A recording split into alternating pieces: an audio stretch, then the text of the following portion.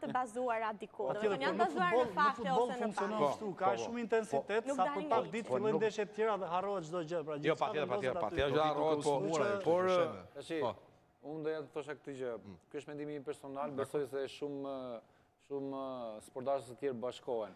E vetmja gjë që mungoi në po themi në drejtësi ishte ndarja e çmimeve.